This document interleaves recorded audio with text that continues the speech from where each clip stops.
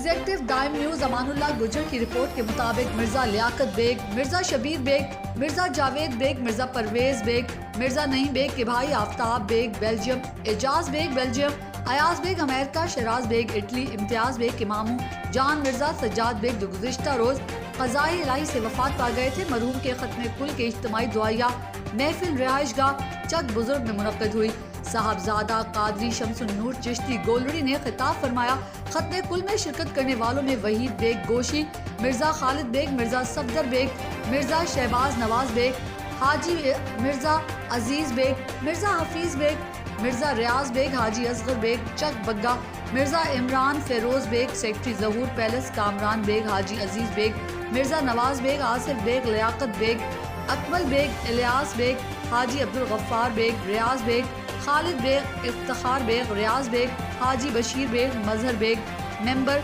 कारी नासिर एवान, रिजवान बेग, आसिफ बेग, डीजे अली बेग, वकास बेग, आमिर बेग, उमेर बेग, जफर बेग, नज़ीर बेग और दीगर ने शिरकत की।